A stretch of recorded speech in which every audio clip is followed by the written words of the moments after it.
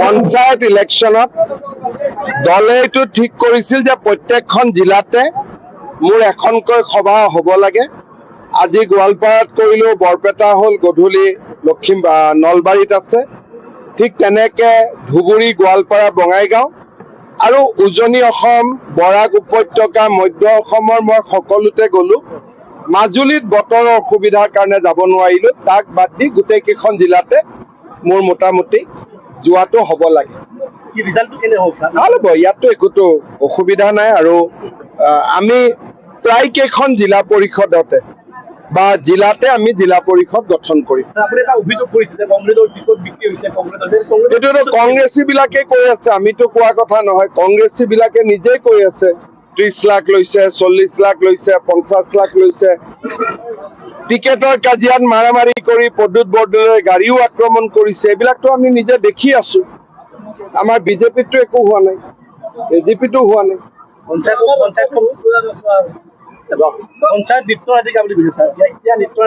মই এইটো কোৱা নাই। মই কৈছো যে এই 5 বছৰ মুখ্যমন্ত্ৰী হলো, আগততো মই কেতিয়াও CM হোৱা নাই। এইবাৰ কামবিলাক লাহে লাহে কৰি আছো, এতিয়া শিকিলো বহুত। গতিকে পিছৰ 5 বছৰ আৰু স্পীডত কাম হ'ব।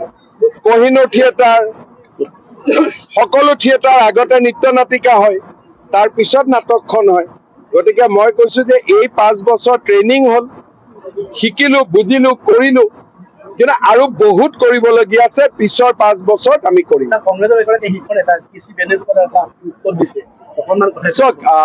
কেচি বেণুগোপালে অভিযোগ কৰিছিল যে প্ৰদ্যুৎ বৰদলৈক বিজেপিয়ে আক্ৰমণ কৰিছে।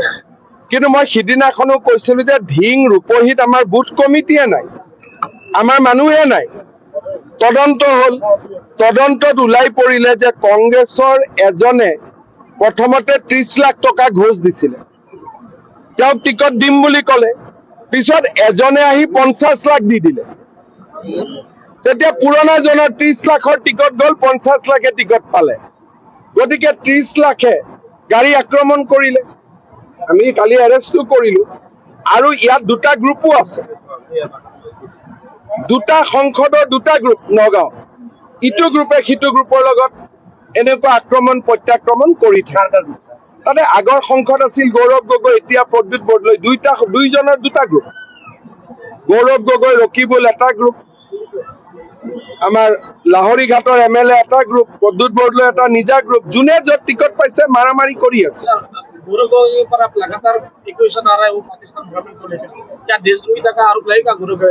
देखिए, अभी हम तो खाली क्वेश्चन ही पूछ रहा हूँ, आंसर आने का बाद ही पता चलेगा।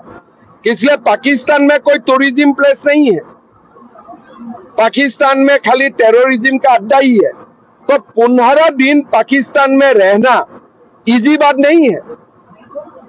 तो कहाँ गया था, कैसा गया था, कौन जगह में गया था, समय आने से पूछताछ करना पड़ेगा।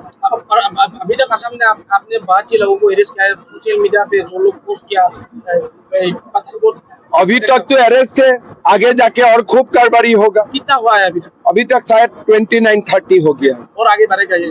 बढ़ेगा नहीं बढ़ेगा तो मैं गारंटी नहीं ले सकता हूँ, लेकिन खाली अरेस्ट ही नहीं, आगे जाके और कारवाई होगा। কংগ্রেছে কালি প্ৰধানমন্ত্ৰীৰ মূৰটো নাই, কিন্তু তেনেকুৱা এখন কালি কিন্তু তাৰপিছত তেওঁলোকে সমালোচনা সন্মুখীন ডিলিট কৰিছে।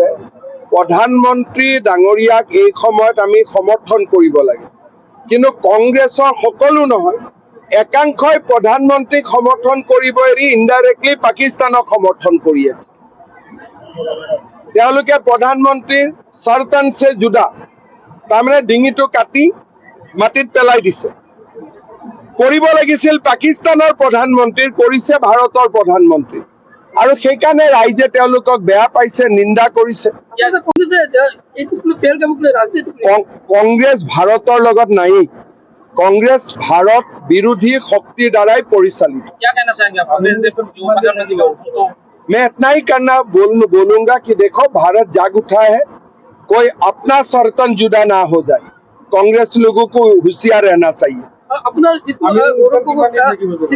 এটা আপুনি মন্তব্য কৰিছিল যে এই কংগ্ৰেছৰ দিনত চাকৰি কৰা মহিলা মইতো এইটো মন্তব্য মই কৰা নাই, মন্তব্য জাষ্টিছ বিপ্লৱ শৰ্মা কমিটিয়ে কৰিছে, মন্তব্য ৰাকেশ পালৰ মাকে কৰিছে। ৰাকেশ পালৰ মাকে কৈছে, তাত মই মুখেদি ক'ব নোৱাৰো, মন্তব্য কোনে ৰাকেশ পালক সোণৰ গহনালৈ কোনে এপইণ্টমেণ্ট দিছিলে তাকো বিপ্লৱ শৰ্মা কমিটিত লিখা আছে। গতিকে কংগ্ৰেছে প্ৰথম উত্তৰ দিব লাগে যে ৰাকেশ পালক আপোনালোকে কিয় APSCৰ চেয়াৰমেন বনাইছিলে, সোণৰ গহনা বিয়াত প্ৰেজেণ্ট কিয় লৈছিলে, আৰু ৰাকেশ পালৰ মাকে উত্থাপন কৰা অভিযোগবোৰ সঁচা নে মিছা। উল্টা আকৌ মোৰ ফালে কাৰ পোনাই আছে, পাগলা নেকি? মোক কি 24 ঘণ্টা সময় দিব লাগে জাষ্টিছ বিপ্লৱ শৰ্মাক। মইতো নিজৰ কথা কোৱা নাই, বিপ্লৱ শৰ্মা কমিটিৰ ৰিপৰ্টহে পঢ়িছো, ৰাকেশ পালৰ মাকৰ ষ্টেটমেণ্টহে মই পঢ়িছো। মোক কি সময় দিয়ে? মোক ফাল্টু ভাবিছে নেকি? মোক কি সময় দিয়ে? মই এতিয়া যেতিয়া কেছ ঢালিম কংগ্ৰেছ বিলাক ক'ত যাব? মইতো এটা কথা, মুখ্যমন্ত্ৰী হৈ মই নেদেখা কথা নিলিখা কথা মই একো নকওঁ। যদি মোৰ লগত সাহস আছে কংগ্ৰেছৰ এজন থিয় হৈ একেলগে জাষ্টিছ বিপ্লৱ শৰ্মা কমিটিৰ ৰিপৰ্ট পঢ়ক। ৰাকেশ পালৰ মাকে কৈছে যে বেয়া ঘটনা বেয়া কাণ্ড দেখি মই ঘৰ এৰি দিলো। কমিটিৰ ৰিপৰ্টত লিখা আছে যে সোণৰ গহনা কাবাৰ বিয়াত প্ৰেজেণ্ট দিলো, আজিলৈকে নাই লোৱা বুলি কৈছে। মোক সময় দিয়ে, তাকে মোক সময় দিব ক'ৰ পৰা এইটো বস্তু বুজি পালে? মই ফাল্টু মানুহ এটা নেকি যে মোক সময় দিব? কাক সময় দিব লাগে? ৰাকেশ পালক সময় দিব লাগে। ৰাকেশ পালক একো কৰিব নোৱাৰে একেলগে লুটি পুটি খোৱাৰ কাৰণে, আৰু মোক ভয় খুৱাব খোজে। Stay informed, stay ahead.